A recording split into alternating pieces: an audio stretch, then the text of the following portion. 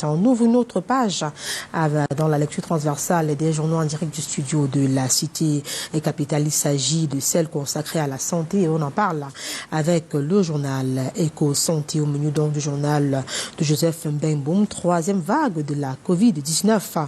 Le journal spécialisé en questions de santé nous informe qu'en 15 jours, le Cameroun enregistre 15 décès et 1250 nouvelles infections du 10 au 15 ou du 10 au 25 août 2021, nous dit le journal Éco Santé. Le Cameroun est passé de 82 605 cas positifs avec 341 décès à 83 855 cas positifs avec un total de 1356 décès selon la situation épidémiologique officielle.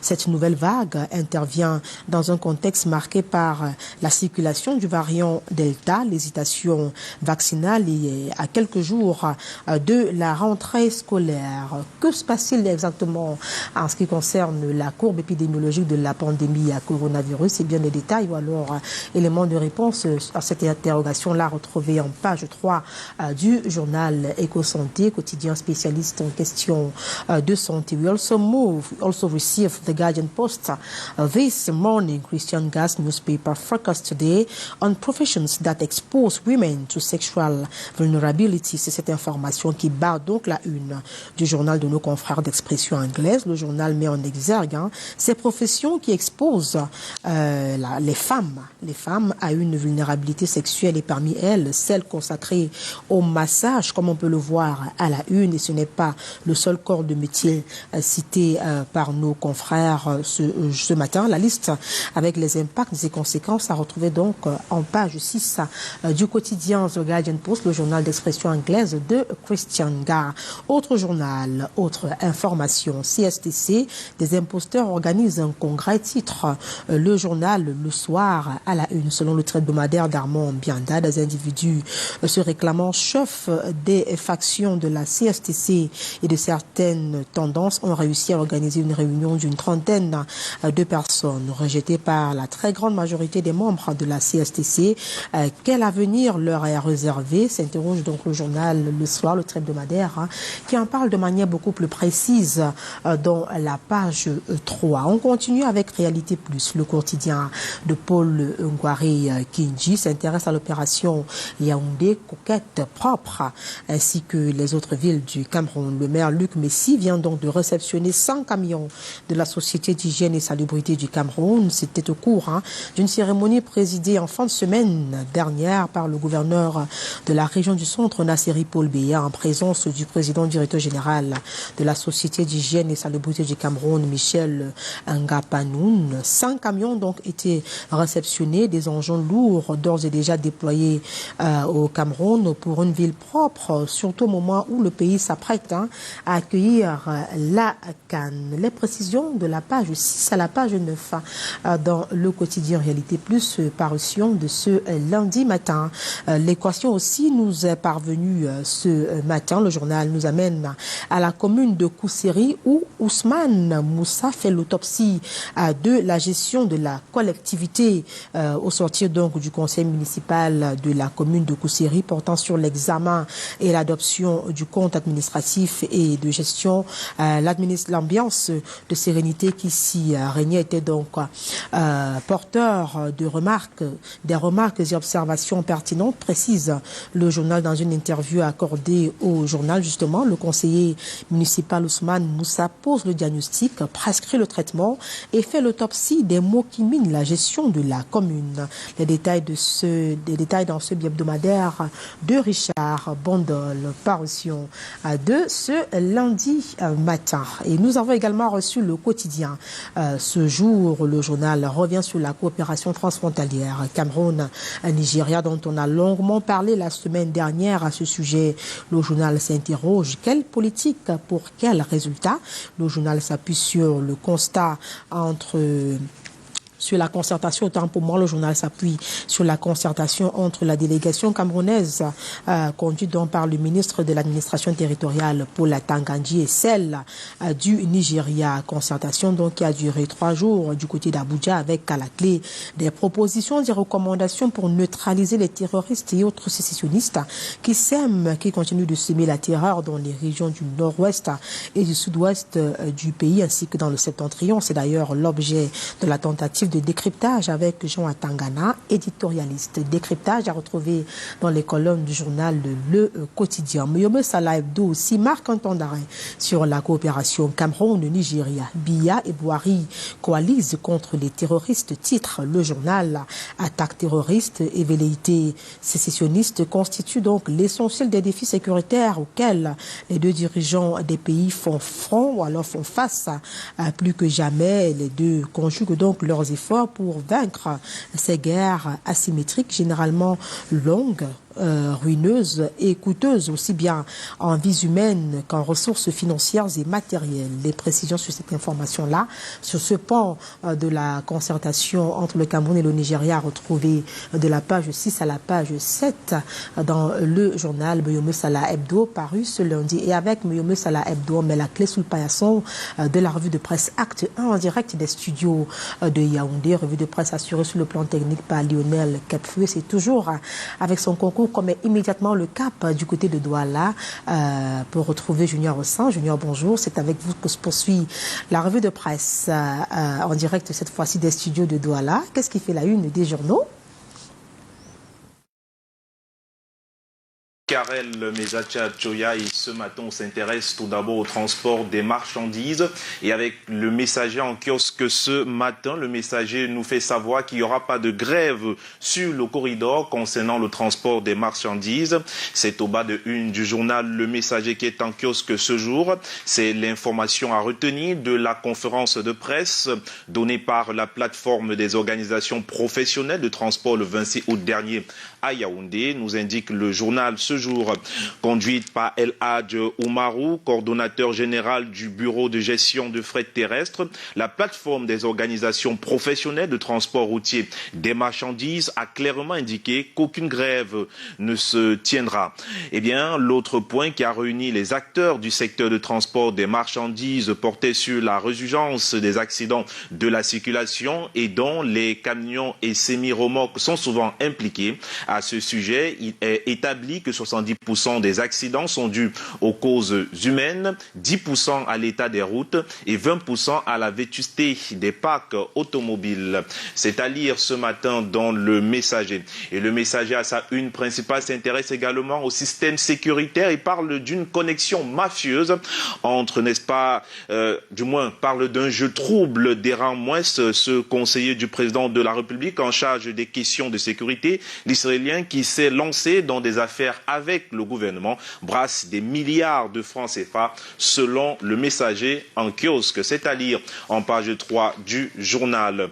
Et ce matin, on poursuit avec l'Indépendant. L'Indépendant qui est également en kiosque nous parle, n'est-ce pas, nous mène vers la suspension des ONG étrangères non identifiées au Cameroun. Les détails en page 11 nous renseignent que dans un communiqué lu sur les antennes du média d'État, le 27 août 2021, le ministre de l'administration territoriale donne un mois aux ONG étrangères pour se faire identifier.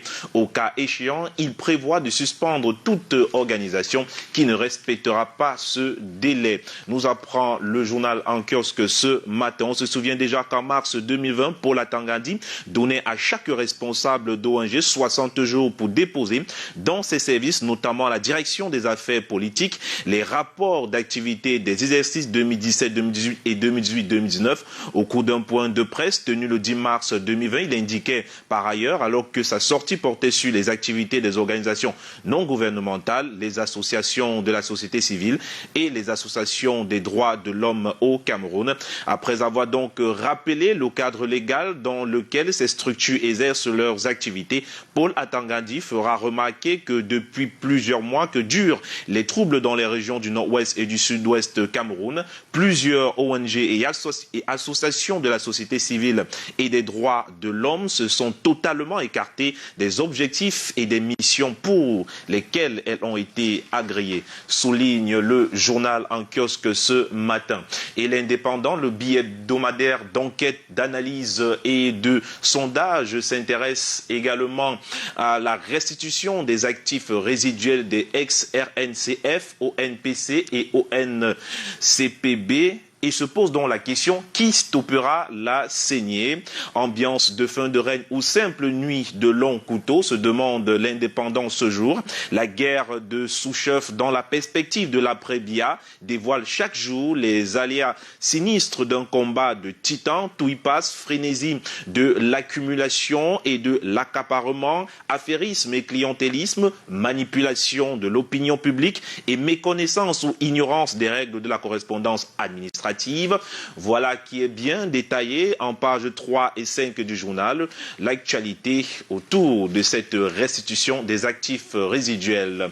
Eh bien, on poursuit cette revue de la presse avec la Nouvelle Expression ce matin. La Nouvelle Expression qui nous parle des frais d'APE, eh bien, s'intéresse à ces proviseurs qui sont devant la barre. Ces derniers, tous de la ville de Loum, dans le département du Mungo, sont accusés par l'artiste Joe la conscience de surenchère excessive, exponentielle et injustifiée des frais d'APE, d'extorsion de fonds et détournement. Le coup d'envoi du vaste série à lire en page 4 du journal. Dans sa plainte, en plus de poursuivre ces proviseurs qu'il qualifie de détourneurs de fonds, Kameni Joe de Vinci alias Joe la conscience invite le procureur du tribunal de grande instance de Nkonsamba à ordonner la réduction de ces frais d'APE revus à la hausse ces dernières années dans les lycées de la ville de Loum par les différents proviseurs. À côté de la réduction des frais, le plaignant exige également que les enseignants vacataires soient physiquement et numériquement présentés aux parents d'élèves à l'avenir. Ceci pour qu'on les dénombre et les identifie de manière formelle. Cette stratégie, d'après le plaignant Kameni Joe la conscience, permettra de diminuer substantiellement les dépenses des parents d'élèves. Une information à lire en page 4 du journal en kiosque ce matin.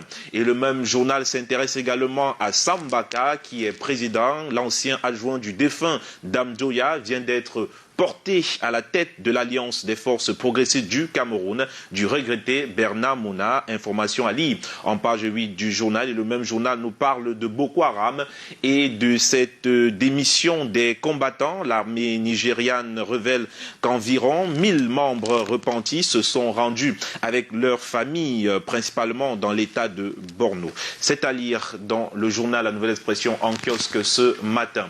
Et avec Info Matin, on s'intéresse bien évidemment à la rentrée des classes et bien sûr aux enseignements secondaires, cette fois-ci avec le personnel du sous-système anglophone qui se déclare pour un report de la rentrée scolaire au Cameroun. Les détails en page 4 du journal nous informent que les protestataires qui préparent une correspondance qui sera dans les tout prochains jours adressée au Premier ministre demandent un ajournement d'1 mois, question de pouvoir jouir de leurs vacances.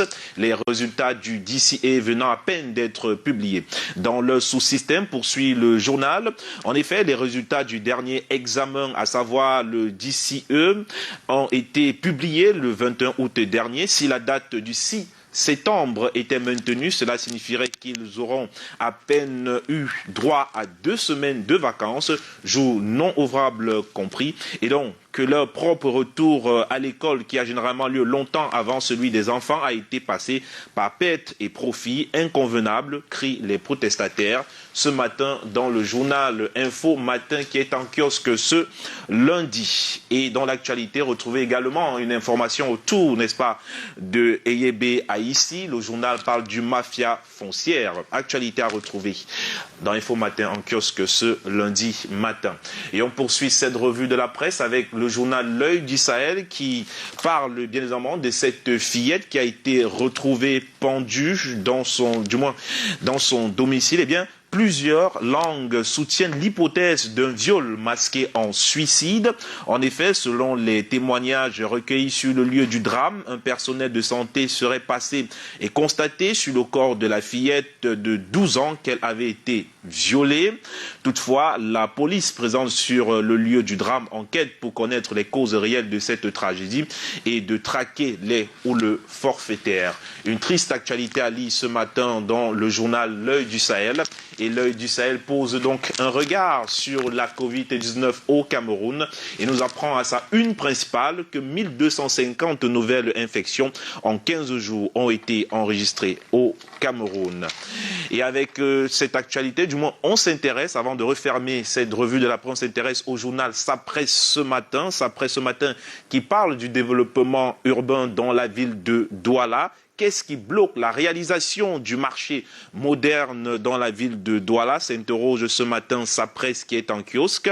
Participant du projet présidentiel visant à doter nos cités urbaines d'espaces marchands, modernes et opérationnels à l'horizon de 2022 et malgré le bouclage des études de faisabilité y afférentes en octobre 2020, le chantier peine toujours à démarrer alors que le Mindevel donnait des assurances quant au respect des délais de sa mise en œuvre, nous précise le journal ce matin. Information suffisante pour susciter l'interrogation du journal Sa Presse en kiosque ce jour et scruter au mieux ce qui peut en constituer les goulots de tranglement. Parle Sa Presse ce jour. Eh bien, d'entrée de jeu, ce projet a hérité d'un site des plus marécageux qui nécessite de gros travaux de terrassement dans un environnement du reste marqué par une intense pluviométrie obligeant une rallonge des délais. À côté de cela, il faut également observer les problèmes de mobilisation des financements qui, quand bien même ils sont assurés conjointement par le gouvernement et le FECOM, doivent actuellement subir les contre-coups du foisonnement d'autres projets tout aussi urgents et importants, notamment ceux des infrastructures connexes de la Coupe d'Afrique des Nations 2021. Du coup, on en vient à penser que le projet a été mis dans les tiroirs ou alors les financements alloués aient été simplement détournés pour d'autres fins. Peut-on lire ce matin dans le journal Sa Presse? Merci beaucoup, Junior. On va se donner rendez-vous justement demain. Il sera 7h pour une autre édition de la revue de presse. Mais dans l'actualité, on va noter évidemment que l'actualité est marquée par la rentrée scolaire qui se prépare dans un contexte assez particulier, marqué par la résurgence du coronavirus. Si la situation semble sous contrôle, reste quand même que son impact sur le plan économique est important et remarquable, de nature d'ailleurs à entraver la préparation de la rentrée scolaire pour bon nombre de parents. Toujours sur la table, on va parler de ce sempiternel problème autour de l'APE. Votre analyse, Junior? Eh bien, bonjour Patricia. Je vous en prie, bonjour. Bonjour Fidil et bonjour aux téléspectateurs de Canal 2 International, en particulier aux téléspectateurs de Canal Matin. Alors concernant l'APE, pour ceux qui ont suivi la revue de presse ce matin, c'est un grave problème. Et du côté de l'OUM, c'est un problème qui a été abordé par l'artiste camerounais Joe La Conscience, qui dénonce certains proviseurs qui, n'est-ce pas, profitent de l'APE pour s'enrichir, du moins ils détournent l'APE. Et l'une des questions qu'on peut se poser aujourd'hui, c'est qui fixe justement les frais d'APE dans nos établissements scolaires. On le sait très bien, l'APE c'est une association des parents d'élèves, donc du coup ce sont les membres qui sont appelés à fixer les prix d'APE. Mais ce qu'on constate sur le terrain, si, n'est-ce pas, on se contente d'entendre les cris, on va bien constater que ce ne sont pas les parents qui fixent les frais d'APE, c'est plutôt les chefs d'établissement. Et du coup, c'est normal de voir que dans chaque établissement, les frais d'APE varient. C'est pas la même chose. Alors donc, beaucoup de parents, parfois aussi, refusent de payer les frais d'APE parce qu'ils savent très bien que ce n'est pas eux qui fixent ces prix-là. Ça, c'est un premier point dont le gouvernement devrait se pencher. Si l'APE, c'est l'association des parents d'élèves, le chef d'État, je ne sais pas, le proviseur ou bien le chef d'État, je ne sais pas, c'est lui le président de l'association, j'en sais rien, mais même quoi qu'il en soit, pour fixer des frais d'APE, il faudra au moins consulter les parents. C'est-à-dire les parents doivent donner leur avis. Logiquement. Voilà. Or, quand vous écoutez la lettre lancée par l'artiste Joe La Conscience, vous sentez qu'il y a un réel problème de fond. L'argent est versé par les parents pendant l'année, mais cet argent est détourné. Parce que vous allez voir, on va vous dire, les frais d'APE, c'est pour payer les vacataires, le plus souvent. C'est pour aménager l'école, les lycées. Moi, je me demande bien, si l'école est publique, c'est-à-dire si les lycées et collèges et les écoles primaires sont publiques, d'où vient-il que ça avait l'argent des parents qu'on doit aménager une école? Par exemple. C'est au gouvernement de se rassurer que l'école soit confortable. C'est à l'État du Cameroun. Le gouvernement a lavé les mains, c'est peut-être pour ça qu'on a instauré. Non, le gouvernement n'a pas lavé les mains. Cette APE. Non, le gouvernement n'a pas lavé les mains. C'est un peu trop dire. Je ne pense pas que le gouvernement a lavé les mains. Nous, on ne saurait jamais. Mais dire que le gouvernement a lavé les mains, non. Le gouvernement fait ce qu'il a à faire. Mais ce n'est pas suffisant. Comment expliquer que chaque année, il y a ces problèmes d'APE qui reviennent? Mais voilà, c'est dit qu'il faudrait peut-être voir ou bien du moins traiter le problème autrement. Aborder la question autrement. Je vous ai dit, commençons par la base. Qui fixe les prix ou bien les frais d'APE au Cameroun? Oui, mais comment on en arrive à avoir déjà des frais d'APE dans des établissements? Ben, je vous l'ai dit, association des parents d'élèves, c'est pour payer les vacataires le plus souvent. Ce que je sais. C'est-à-dire que les parents vont cotiser de l'argent pour qu'on paye des vacataires si l'État n'a pas recruté des enseignants. Vous voyez, il y a un autre problème, le recrutement. Il faut que l'État recrute. Si l'État recrute plus d'enseignants, on est moins de vacataires, alors on aura plus de problèmes d'APE. C'est par là qu'il faut commencer. Ensuite, l'État doit construire des écoles et des bonnes écoles, parce que si vous faites la différence entre les établissements privés et publics, vous allez constater que les écoles privées sont plutôt bien aménagées. Vous croyez qu'un privé a plus d'argent que l'État du Cameroun? Je ne pense pas. Quelqu'un qui a son argent, un millionnaire ou un milliardaire, décide de construire des écoles pour les enfants. Il fait du bien, de très bonnes écoles, climatisées, de la cour, de l'espace, bref, tout ce qu'il faut pour avoir une école. Mais lorsqu'il s'agit d'une école publique au Cameroun, c'est de la haute sorcellerie. C'est-à-dire, vous allez constater dans certaines zones dans notre pays, une école publique dont l'État a la charge de construire ne ressemble à rien. Vous vous demandez en ce moment, mais qui a plus d'argent que qui? C'est quand même l'État. Donc du coup, on doit s'interroger si l'APE devient une source de revenus ou bien une source de fonctionnement pour certaines écoles publiques au Cameroun. Pour moi, ça me pose un énorme problème et l'État doit prendre ses responsabilités. Ça fait quand même plusieurs années que ça dure, ce Capharnaüm. Depuis plusieurs années, je vous ai dit d'APE. Bon, en tant qu'association, je pense qu'il se pose un problème autour de la légitimité même de l'association. Mais à partir du moment où ça devient obligatoire, je crois que c'est ça qui fait véritablement le problème. Bon, vous savez, il y a certains parents, c'est obligatoire, mais il y a certains parents qui ne payent pas d'APE. C'est-à-dire qu'ils vous disent cash, je ne paye pas d'APE. C'est pour ça que je vous ai dit, si l'APE est fixée, si les frais d'APE sont fixés par les parents, alors c'est normal, un parent va payer, naturellement, parce que lui, il va dire, moi, vraiment, on s'entend tous, l'APE, ça va coûter 2000 ici. Là, tout le monde va payer.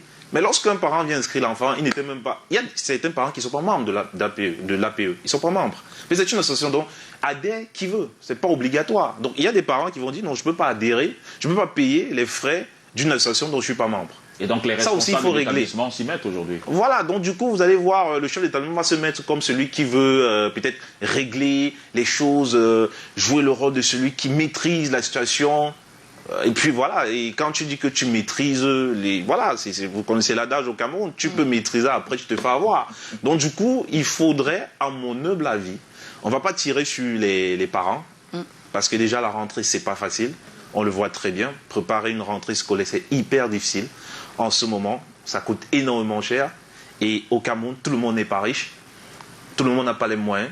Donc, ce qu'il faudrait faire aujourd'hui, c'est interpeller l'État du Cameroun à s'arranger, à construire dans notre pays des écoles publiques de qualité, de telle façon qu'un enfant qui est dans le public n'a rien envié à un enfant qui est dans le privé. Comme ça, si vous êtes dans un lycée et qu'un enfant d'un collège confessionnel, quand vous êtes sur la route pour rentrer, vous n'avez rien envié à ce garçon. Or, aujourd'hui, beaucoup d'enfants dans les écoles publiques rêvent d'être dans des écoles privées. c'est du confort, c'est classe. Les enfants sont parfumés, les enfants ont du poids, les enfants sont bien habillés, les enfants ne jouent pas n'importe comment. Et les enseignants sont... Et vous allez voir que les enseignants vont parfois déserter le public pour aller donner des cours dans le privé. Ah, merci. Parce que dans le privé, on se dit, le promoteur se donne des voies et moyens. Voilà, se bat pour de la qualité. Parce que ça lui rapporte de l'argent. C'est son business en fait. Alors, on se demande, est-ce que l'école n'est pas un business pour l'État du Cameroun? Peut-être, peut-être pas. Mais je dis, il faudrait que, pour résoudre ce problème d'APE, qu'on commence par avoir de très bonnes écoles publiques et de qualité dans notre pays. Oui, et puis pour résumer et revenir toujours à la légitimité justement de l'association, on va dire tout ce qui est directement lié aux élèves, parce que c'est l'association des parents d'élèves, je pense que c'est tout à fait normal. Maintenant, quand c'est extra, quand ça concerne les vacataires et autres, je pense que je suis d'avis avec vous, Junior, que ça n'incombe pas de manière directe aux parents. Donc, sur cette note-là, on va devoir prendre congé de vous, Junior, en se donnant rendez-vous demain avec toujours un autre sujet. Allez. Merci. Je tiens à rappeler que c'est un combat mené aussi par Human Rights et Freedom Movement qui mettent en garde les chefs d'établissement qui, n'est-ce pas, exigent les frais d'APE ou détournent les frais d'APE. Et vous savez, ce type d'ONG ne rigole pas. Quand ils se jettent sur vous, c'est jusqu'à la gare. Merci beaucoup, Junior. Merci à excellente vous. journée. Junior, bon début de semaine surtout. Et le menu qui est assez chargé pour vous, chers téléspectateurs. Comme tous les lundis, mercredis, vendredis, c'est un menu assez fourni. On aura toutes les chroniques. D'ailleurs, sport avec André Mirabeau-Marop et bien sûr culture avec Monsieur Culture Geomatrix. Ce sera pas tout. Oui, puisque tout à l'heure aussi, le phytothérapeute Marcel Thiaguet viendra vous donner 2 ou 3 petites astuces de comment consommer abondamment d'eau, parce que vous savez, il est conseillé de vous hydrater abondamment et pour certaines personnes c'est un supplice, et donc le phytothérapeute viendra vous donner 2 ou 3 petites astuces là-dessus. Si tout se passe bien, nous irons du côté de l'étranger pour avoir donc le pool de l'actualité, et puis nous sommes le 30 août 2021, il y a certainement pas mal d'événements qui ont marqué l'histoire en ce jour. Mais avant, faisons un clin d'œil à nos différents partenaires. On se retrouve dans 6 minutes exactement. A tout de suite. Canal d'Or Acte 13. Une édition davantage tournée vers le digital. Pour ne rien rater des Canal d'Or, rendez-vous sur la page Facebook Canal d'Or officiel. Abonnez-vous, likez, commentez et partagez. Canal d'Or Acte 13, le 30 octobre. Démasquons nos talents.